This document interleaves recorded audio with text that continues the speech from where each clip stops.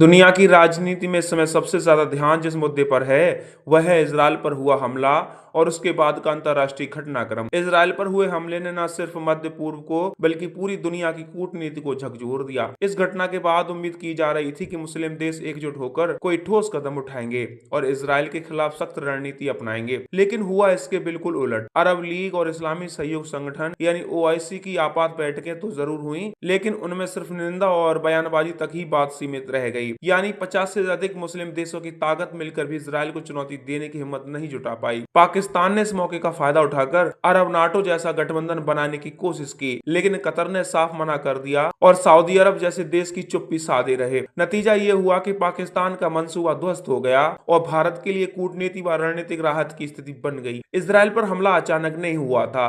पिछले कई महीनों से गाजा, लेबनान और ईरान समर्थित संगठनों की गतिविधियां बढ़ी हुई थीं। इजराइल पहले से ही अपने सुरक्षा तंत्र को मजबूत कर रहा था। जब हमला हुआ तो यह माना गया कि इसके पीछे सिर्फ गाजा की आतंकी गुट नहीं बल्कि बड़ी ताकतें भी परोक्ष रूप से जुड़ी हुई थीं। हमले के बाद इजराइल ने तुरंत जवाबी कार्रवाई की। उसके रक्षा तंत्र आयरन डोम और डेविड स्लिंग ने कई हमलों को नाकाम कर दिया और फिर हवाई हमलों में जवाब भी दिया। दुनिया का ध्यान तुरंत इस ओर गया और अमेरिका समेत कई पश्चिमी देश खुलकर इजराइल के समर्थन में उतर आए। यही से मुस्लिम देशों के सामने चुनौती खड़ी हो गई कि अब इजराइल का सामना करने के लिए तैयार हैं। हमले के बाद से पहले अरब लीग और फिर इस्लामी सहयोग संगठन यानी ओआईसी ने आपात बैठकें बुलाई। इन बैठकों में इजराइल की कड़ी निंदा की गई, फिलिस्तीन के समर्थन में बयान जारी हुए, लेकिन न सैन्य कार्रवाई पर सहमति बनी और न ही आर्थिक प्रतिबंधों का निर्णय लिया गया। नतीजा यह रहा कि ये बैठकें सिर्फ औपचारिकता साबित हुई। विशेषज्ञों का मानना है कि अरब देशों की निंदा का असर सिर्फ मीडिया सुर्खियों तक सीमित नहीं रहता है। इजराइल और इससे कोई वास्तविक दबाव महसूस नहीं होता।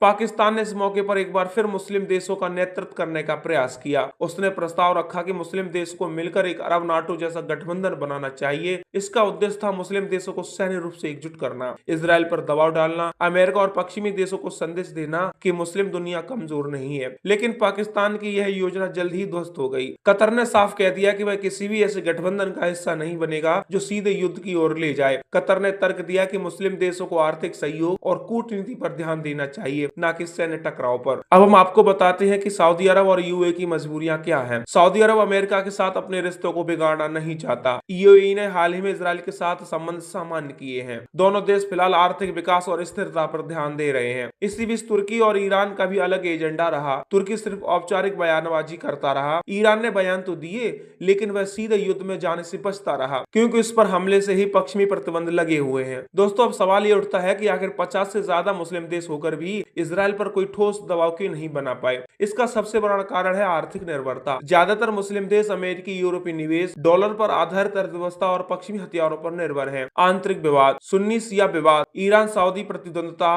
और तुर्की कतर बनाम सऊदी यूएई गुटबाजी, सुरक्षा चिंता। किसी भी मुस्लिम देश के पास इजराइल जैसी उच्च स्तरीय रक्षा तकनीक नहीं है। सीधे टकराव का मतलब होगा सैन्य हार। पश्चिम का दबाव, अमेरिका और यूरोप खुलकर इजराइल के समर्थन में है। ऐसे में मुस्लिम देशों का युद्ध में कूदना आत्मघाती कदम होता है। दोस्तों, अब हम आपको बताते हैं कि भारत के लिए क्या फायदे हैं। इस घटनाक्रम से भारत को सीधे तौर पर कई फायदे हुए हैं। पाकिस्तान की नाकामी, पाकिस्तान की कोशिशें ध्वस्त होने से भारत को कूटनीतिक राहत मिली। यदि मुस्लिम देश एकजुट हो जाते तो पाकिस्तान भारत विरोधी माहौल बनाने में सफल हो सकता था। भारत पहले से ही इजराइल का रणनीतिक साझेदार है। रक्षा तकनीक, कृषि और साइबर सुरक्षा में दोनों देशों का सहयोग और गहरा होगा। ऊर्जा सुरक्षा, कतर, सऊदी अरब और यूएई से भारत को तेल और गैस मिलती है। इन देशों ने युद्ध का रास्ता न चुनकर भारत के ऊर्जा हितों को सुरक्षित रखा। वैश्विक छवि, भारत को एक स्थिर शक्ति के रूप में देखा जा रहा है, जबकि मुस्लिम देश बिखरे और असहाय दिख रहे हैं। अब हम आपको बताते हैं कि आखिर विशेषज्ञ क्या कह रहे हैं। मुस्लिम देशों की एकता का भ्रम है। हर बार जब कोई बड़ा संकट आता है तो बयानबाजी होती है, लेकिन वास्तविक एक्शन कभी नहीं होता। पाकिस्तान की स्थिति कमजोर, पाकिस्तान बार बार मुस्लिम दुनिया का नेतृत्व करने की कोशिश करता है, लेकिन हर बार असफल रहता है। यह भारत के लिए सुनहरा मौका है